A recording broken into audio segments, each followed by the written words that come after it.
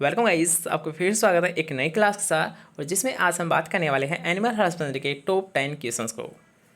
ठीक है, तो चलिए क्लास को स्टार्ट करने से पहले यहाँ पर जितने भी ऐसे स्टूडेंट हैं जिन्होंने अभी तक चैनल को सब्सक्राइब नहीं किया है और ऐसे ही डेली क्लासेस लेना चाहते हैं तो जल्दी से चैनल को सब्सक्राइब कर लीजिए और पास के बेल आइकन को ज़रूर प्रेस कर दें ताकि आने वाले सभी वीडियोज़ का नोटिफिकेशन आपको साथ साथ मिलता रहे। ठीक है, तो चलिए क्लास को स्टार्ट करते हैं। तो आज का जो हमारा फर्स्ट क्वेश्चन रहने वाला है उसमें आपको पूछा गया है कि ग्लाइकोजन का अन्य नाम क्या है, मतलब ग्लाइकोजन को किस नाम से जाना जाता है। ये क्वेश्चन आपको पूछा गया है। कॉमन सा क्वेश्चन है लेकिन याद रखिए काफ़ी इंपॉर्टेंट क्वेश्चन है, एग्जाम में पूछा जा चुका है और आगे भी पूछे जाने की संभावना है।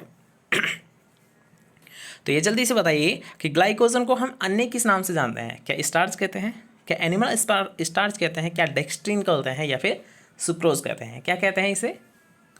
तो याद रखिए अगर मैं बात करता हूँ ग्लाइकोजन तो ये एनिमल स्टार्च होती है। याद रखिएगा पशुओं में पाई जाने वाली स्टार्च को हम ग्लाइकोजन के नाम से जानते हैं। किस नाम से जानते हैं? ग्लाइकोजन के नाम से जानते हैं। ठीक है, चलिए नेक्स्ट क्वेश्चन की यहाँ पर बात करेंगे जिसमें आपको पूछा गया है कि किस रोग का पोस्टमार्टम नहीं करना चाहिए। क्या याद रखिएगा, वेरी वेरी इंपॉर्टेंट क्वेश्चन है, कई बार आपको एग्जाम में पूछा जा चुका है। एक बार नहीं बल्कि कई बार आपको ये एग्जाम में पूछा गया है और ये तो आपको बिल्कुल पता ही होना चाहिए। मतलब इस क्वेश्चन को रट डालिए। ठीक है, आपको याद होना ही चाहिए ये तो कि एंथ्रेक्स होता है, लंपीजा होता है, टिटनेस होता है या फिर थनैला रोग होता है। कौन सा रोग होता है जिसका पोस्टमार्टम नहीं करना चाहिए? तो सबसे पहले याद रखिएगा पोस्टमार्टम तो एंथ्रेक्स का नहीं किया जाता, लेकिन क्यों सर, ये भी तो हमें बताइए। तो बिल्कुल यहाँ पर सुन लीजिए ध्यान से कि इसका पोस्टमार्टम क्यों नहीं किया जाता। पहली बात याद रखिएगा कि ये जो एंथ्रेक्स रोग होता है ये वर्षा जनित है, मतलब वर्षा में ज़्यादा फैलता है। जो वर्षा ऋतु होती है उसमें ये ज़्यादा फैलता है। ठीक है, तो याद रखिएगा यहाँ इसका कोई रोल नहीं है। लेकिन जो दूसरा हम यहाँ पर बात करेंगे, याद रखिएगा कि एंथ्रेक्स ऐसा रोग है, याद रखिएगा, जो क्या कर सकता है, पशुओं से मनुष्य में फैल सकता है। पशुओं से मनुष्य में फैल सकता है। तो याद रखिएगा अगर मान लीजिए ऐसा कोई रोग है जो कि मनुष्य में भी फैल सकता है तो क्या हम संक्रमित होना चाहेंगे? बिल्कुल नहीं चाहेंगे। इसलिए याद रखिए एक तरीका तो ये है कि याद रखिएगा इसका पोस्टमार्टम क्यों नहीं किया जाता। क्यों? क्योंकि याद रखिएगा ये पशु से मनुष्य में हो सकता है। ठीक है, फर्स्ट रीज़न। सेकेंड रीज़न की अगर मैं बात करूँ तो एंथ्रेक्स क्या होता है, याद रखिएगा ये मिट्टी जनित रोग है। ठीक है, ये क्या है? मिट्टी जनित रोग है। इसलिए इसे क्या करते हैं बताइए?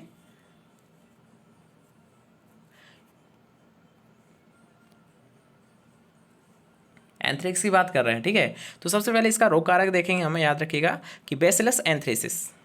थोड़ा सा दोबारा से कंप्लीट आपको यहाँ पर समझा देते हैं ताकि आपको कोई कन्फ्यूजन ना हो। एंथ्रेक्स की अगर हम बात करेंगे तो एक जीवाणु जनित रोग है। अब जीवाणु कौन सा है? याद रखिए वो होता है बैसिलस एंथ्रेसिस होता है। ठीक है, किस में होता है? याद रखिए गाय भैंस वगैरह में होता है। गाय भैंस पे कॉमन सा क्वेश्चन है। ठीक है, गाय भैंस में होता है एंथ्रेक्स रोग। अगर हम बात करते हैं, याद रखिए एंथ्रेक्स रोग, तो इसका पोस्टमार्टम नहीं करना चाहिए, जैसे कि अभी आपको बताया था। इसके साथ साथ एक और पॉइंट याद रखिएगा कि ये मृदा जनित रोग है। क्यों? क्योंकि याद रखिएगा मृदा से फैल सकता है, इसलिए इसे गाड़ना नहीं चाहिए बल्कि जला देना चाहिए। ठीक है, ओके, क्वेश्चन सारे क्लियर हो चुके हैं। चलिए नेक्स्ट क्वेश्चन की यहाँ पर बात करेंगे जिसमें आपको पूछा गया कि भेड़ में समागम की क्रिया क्या कहलाती है। समागम मतलब मैटिंग। जब इनका मिलन होता है तो उस क्रिया को क्या बोलते हैं? भेड़ में समागम की क्रिया क्या कहलाती है? सर्विंग, टपिंग, कवरिंग या फिर कपलिंग। क्या लगता है आपको राइट आंसर क्या होगा यहाँ पर? सर्विंग, टपिंग, कवरिंग या फिर कपलिंग। तो यहाँ पर याद रखिए भेड़ की अगर हम बात करेंगे तो इसकी टपिंग होगी। कौन सी होगी? इसकी जो समागम क्रिया होती है, जो मेटिंग क्रिया होती है, टपिंग होगी। लेकिन अगर मैं बात करूँ यहाँ पर, याद रखिए इसकी प्रसव अवस्था, भेड़ की जो प्रसवकालीन अवस्था होती है उसे क्या कहते हैं? मतलब जो बच्चा को ये जन्म देती है उस क्रिया को क्या कहते हैं? तो उसे हम बोलते हैं लैम्बिंग बोलते हैं। क्या बोलते हैं? लैम्बिंग बोलते हैं। जबकि मेटिंग की क्रिया क्या कहलाती है? टपिंग कहलाती है। ठीक है, मेटिंग क्रिया टपिंग कहलाती है और बच्चे देने की क्रिया जिसे हम प्रसव बोलते हैं उस क्रिया को हम लैम्बिंग बोलते हैं। क्यों? अभी से आप कैसे याद रख सकते हो बच्चे देने की क्रिया? तो बच्चा, इसका जो बच्चा होता है उसे हम लैम्ब बोलते हैं। क्या बोलते हैं? लैम्ब बोलते हैं। तो अब इसे ही आप याद रख सकते हो कि याद रखिएगा इसका जो बच्चा होता है वो लैम्ब है, मतलब बच्चे देने की क्रिया लैम्बिंग कहलाती है। बिल्कुल कॉमन सा क्वेश्चन यार, थोड़ा सा कॉमन सेंस यहाँ पर याद रखना है आपको, आसानी से आप कर दोगे, कोई दिक्कत नहीं है। नेक्स्ट क्वेश्चन की यहाँ पर बात करेंगे कि दूध में स्ट्रिप कप टेस्ट के द्वारा किस बीमारी का पता लगाया जा सकता है। मतलब याद रखिए यहाँ पर आपको क्वेश्चन पूछा गया है कि जो स्ट्रिप कप टेस्ट किया जाता है ये किस रोग की पहचान करने के लिए किया जाता है। क्या ऐसा भी कोई रोग है जिसका स्ट्रिप कप टेस्ट के माध्यम से पता लगाया जा सकता है। ऑप्शंस आपके सामने है, थनीला, ब्रुसेलोसिस, क्षय रोग या फिर एंथ्रेक्स।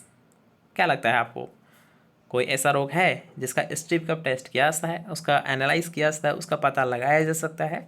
तो बिल्कुल हाँ, याद रखिए ऐसा रोग होता है, वो होता है थनैला होता है, जिसे हम मैस्टाइटिस के नाम से भी जानते हैं।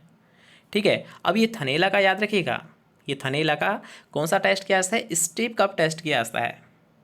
ओके, और अगर मैं बात करूँ इसके लिए जो एक वैक्सीन लगाई जाती है इसके नियंत्रण के लिए, तो मस्टीवेक जो याद रखिए वैक्सीन होती है ये इसके लिए लगाई जाती है। अब ये होता है क्या सर, ये भी बता दीजिए थोड़ा सा। तो याद रखिएगा थनैला रोग मुख्यतः मादा पशुओं में ही होता है। क्यों, थन से संबंधित है। अब थन तो मादा में ही पाए जाएंगे, तो याद रखिए ये भी एक कॉमन सा क्वेश्चन लेकिन पूछ सकता है कि ऐसा कौन सा रोग है जो केवल मादाओं में फैलता है। तो याद रखिएगा थनैला रोग है जो मादा जनित रोग है, मतलब मादाओं में ही ये फैलता है। ठीक है, इसके अलावा थनैला रोग है थन से संबंधित है। ठीक है, अगर थन से संबंधित होगा तो मतलब इसका दूध पर इफेक्ट पड़ रहा है बिल्कुल। और दूध क्या होता है, हमारी आर्थिक इनकम का सोर्स होता है। मतलब इसमें क्या होती है, आर्थिक हानि होती है। आप ऐसे समझ लीजिए, आर्थिक हानि होती है। कैसे, क्योंकि आर्थिक हमारे जो जीवन यापन का जो सोर्स होता है इनकम का, वो होता है डेयरी। जिसके मान लीजिए पशु वगैरह है उनके लिए तो डेयरी है। अगर उनके मान लीजिए थनैला रोग है तो उनकी आर्थिक जो जीवन स्थिति है वो तो कमज़ोर होगी। ठीक है, क्यों, क्योंकि इसमें दूध देना ये तो कम कर देगा या फिर दूध के साथ ब्लड आने लग जाएगा। जो थनैला रोग है या तो दूध देना कम कर देगा या फिर दूध के साथ ब्लड मतलब खून आना स्टार्ट कर देगा। तो ऐसे बहुत सारे इसके सिम्टम होते हैं जिससे आप इसको पहचान सकते हो। ठीक है, इसके अलावा नेक्स्ट क्वेश्चन की यहाँ पर बात करेंगे कि दुग्ध बुखार बीमारी का कारण क्या होता है। दुग्ध बुखार बीमारी का कारण क्या होता है, क्या ये जीवाणु जनित होता है, क्या विषाणु जनित, क्या प्रोटोजोआ जनित, क्या उपापचयी जनित। यहाँ पर हम बात कर रहे हैं, याद रखिए मिल्क फीवर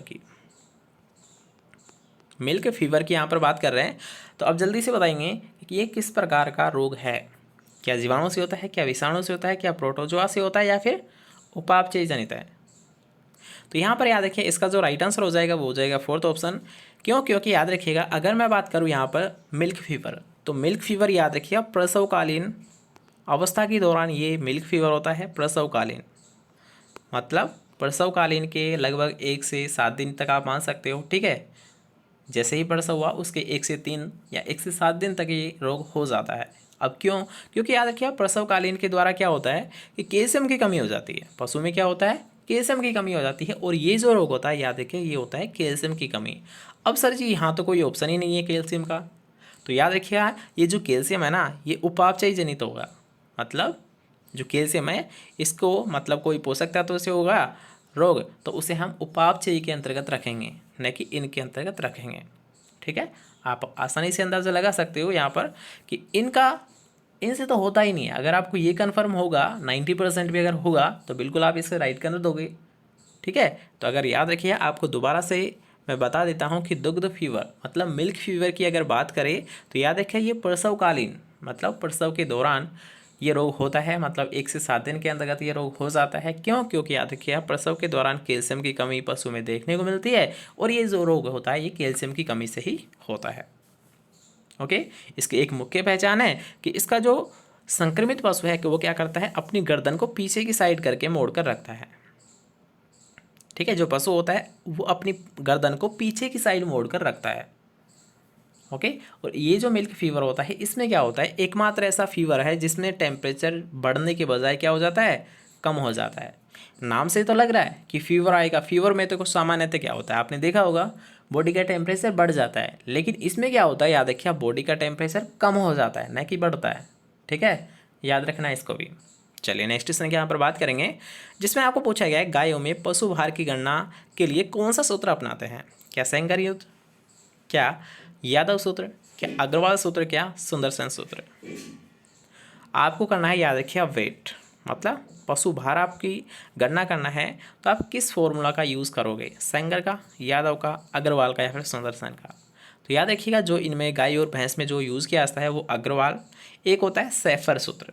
ठीक है, यहाँ पर सेंगर है तो सेंगर तो होता नहीं है, वो सैफर सूत्र होता है। एक होता है अग्रवाल, तो सैफर अगर आपको देखने को मिलता है तो वो भी आपका राइट आंसर है। यहाँ पर केवल अग्रवाल दे रखा है तो बिल्कुल यहाँ पर राइट आंसर क्या हो जाएगा, अग्रवाल सूत्र।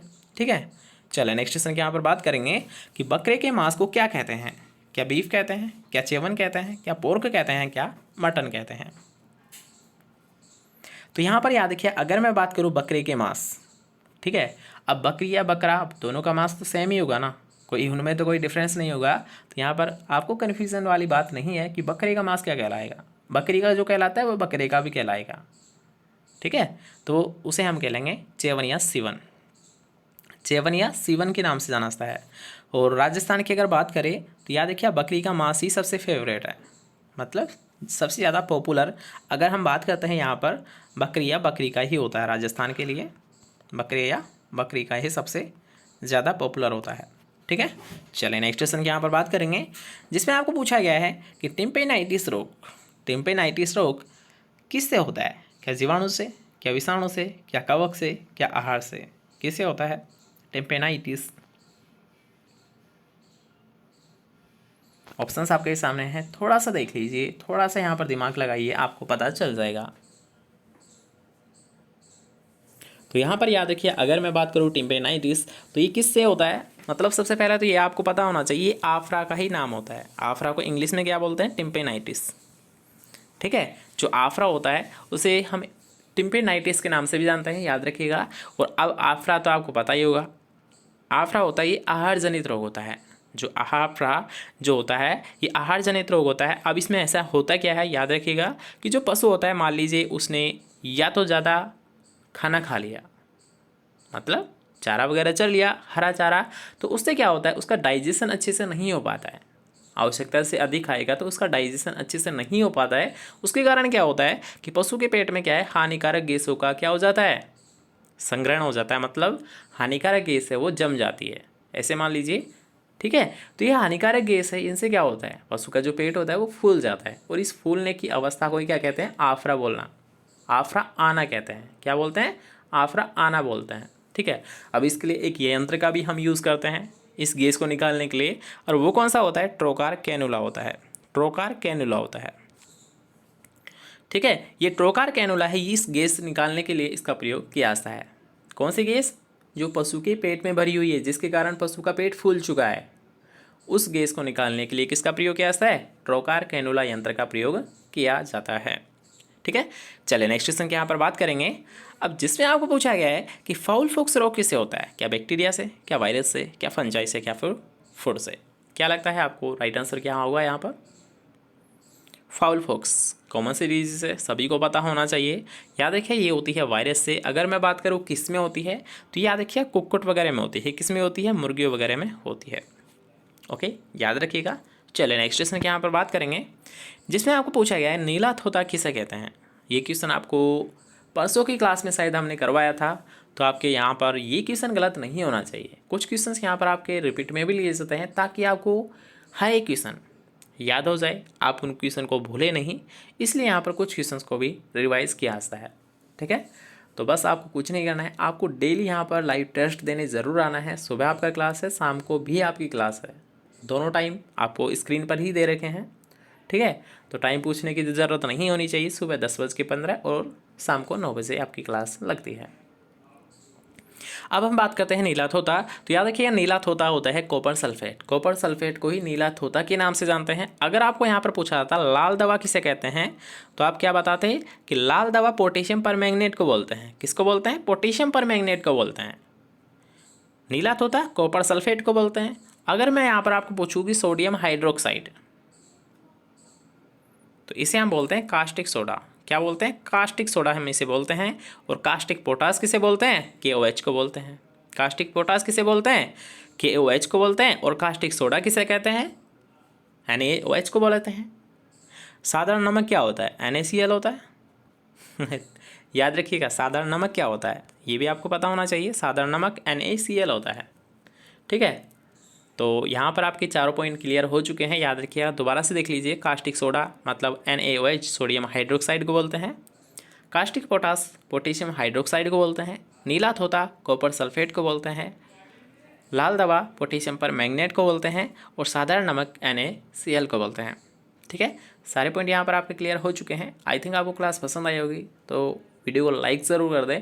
इसके साथ साथ कमेंट सेक्शन में ये ज़रूर बता दें आपको यहाँ पर मॉडल पेपर की भी ज़रूरत है या फिर नहीं है जैसे चल रहा है आपका लाइव टेस्ट वैसे ही चलने दें, या फिर आपके बीच बीच में वन लाइनर वगैरह की भी क्लास लगाई जाए, ये ज़रूर बता देना ताकि उसके अकॉर्डिंग हम क्लासेस को ऑर्गेनाइज कर सकें। ठीक है, मिलते हैं नेक्स्ट क्लास के साथ। जब तक लिए अच्छे से पढ़िए, अच्छे से रहिए। ठीक है।